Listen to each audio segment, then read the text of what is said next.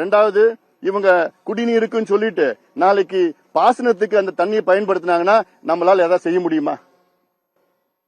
கேட்க முடியுமா? ஒன்னும் கேட்க முடியாது, சண்டை போட முடியாது. ஏன்னா கடந்த காலத்துல உச்ச நீதிமன்றம் தீர்ப்பு வழங்கி தமிழ்நாட்டுக்கு உடனடியாக 11 டிஎம்சி தண்ணியை உடனடியாக திறக்கணும்னு சொல்லியும் உச்ச நீதிமன்றம் சொல்லியும் கர்நாடகா கேட்கல. பிறகு உச்ச நீதிமன்றம் பிரதமர் அவர்கிட்ட வலியுறுத்தி நீங்க ஒரு கூட்டத்தை போட்டு தண்ணி திறந்து விட சொன்னீங்கன்னு பிரதமர் நரசிம்மராவ் அவர்கள் காலத்துல அவர் சொல்லியும் இவங்க கேட்கல. நடுவர் மன்றம் தீர்ப்பும் கேட்கல, ஒப்பந்தத்தையும் மதிக்கல. பிறகு இவங்க எப்படி இதை நீங்க பயன்படுத்துவாங்கன்னு.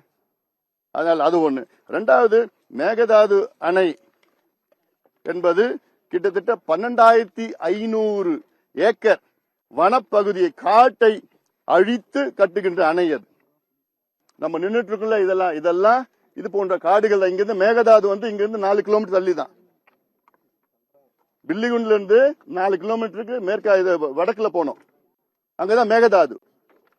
இது போன்ற வனப்பகுதி தான். அந்த மரங்கள்லாம் பாருங்க, இந்த மரம்லாம் கிட்டத்தட்ட 100 ஆண்டுகள் பழமையான மரங்கள்.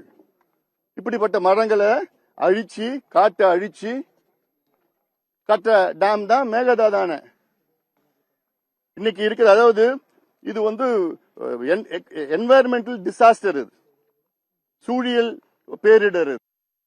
ஏன்னா இவ்வளவு பெரிய காடு, 12,500 ஏக்கர் காடு. பாத்தீங்கன்னா காவிரி வைல்ட் லைஃப் சாங்சுரின்னு ஒன்னு இருக்கு, காவிரி வனவிலங்கு சரணாலயம்.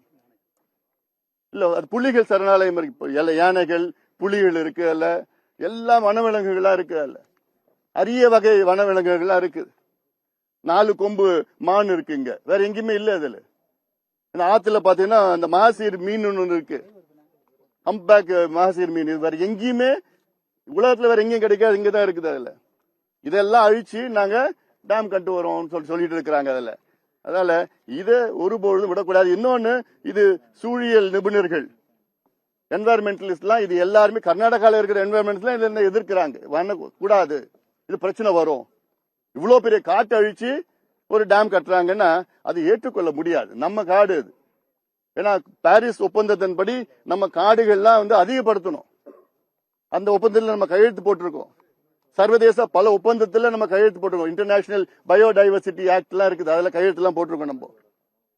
அப்போ ஒரு காடு, இவ்வளவு பெரிய காட்டை அழிச்சு பண்றதுலாம் அது முடியாது. ரெண்டாவது, இங்க மேகதாது பக்கத்துல இவ்வளவு பெரிய டேம் கட்டினாங்கன்னா நாளைக்கு இது சம்பந்தமா பெங்களூர் நகரத்துல பூகம்பம் கூட வர்றதுக்கு வாய்ப்பு இருக்குன்னு நிபுணர்கள் சொல்றாங்க.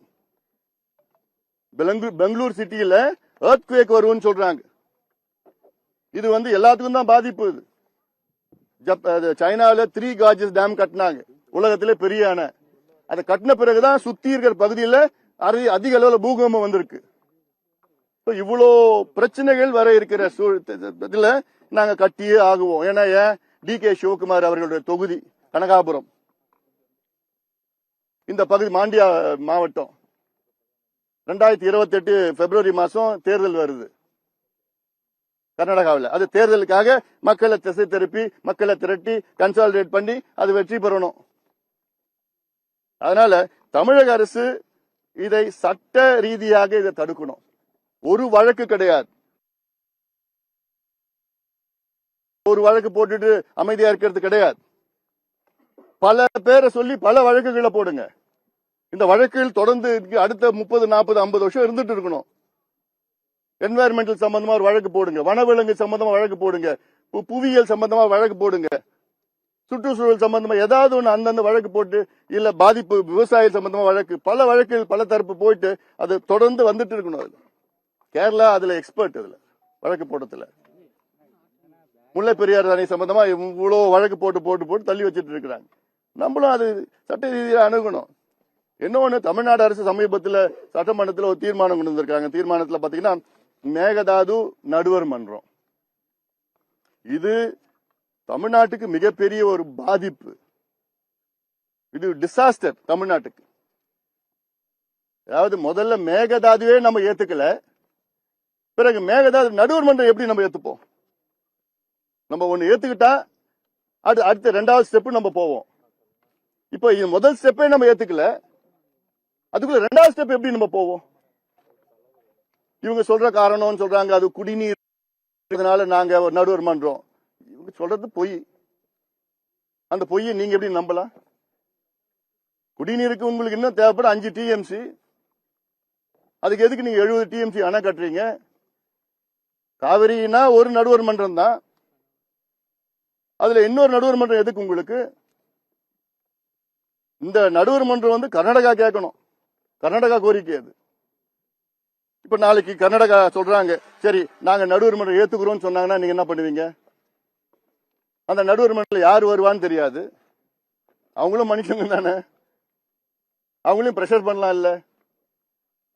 நாளைக்கு பிரஷர் பண்ணி சரி 70 டிஎம்சி வேண்டாம் 65 டிஎம்சி கட்டிக்கிங்க சொன்னாங்க, நீங்க ஏத்துப்பீங்களா? நடுவர் மன்றம் தீர்ப்புன்னு சொல்லிட்டுவாங்க. அதனால இதெல்லாம் வந்து போகாத ஒரு வழி சொல்றது. இதெல்லாம் தவறுதலா அங்க சட்டமன்றத்தில் கொண்டு வந்திருக்கிறாங்க. தமிழக அரசு ஈகோலாம் பார்க்காதீங்க, தவறு நடந்து போச்சு, திரும்ப பெறுங்க. இன்னொன்னு, அந்த தீர்மானம் வந்து முறையாக வந்து தீர்மானம் நிறைவேற்றல. அந்த திருத்தம் வந்து முறையான முறையில அது வந்து எல்லாரும் வாக்கெடுப்பு நடத்தல, எல்லாம் பண்ணல. அந்த சட்ட சிக்கல்லாம் சொல்லி இந்த தீர்மானம் வந்து பட்ஜெட் செஷன்ல மறுபடியும் இன்னொரு தீர்மானம் கொண்டு வருவோம், அது திருத்திய தீர்மானம் மறுபடியும் சொல்லி பண்ணுங்க. இதனால இது ரொம்ப ரொம்ப நமக்கு தமிழ்நாட்டில் பாதிப்பு இல்லை அதுல. அதனால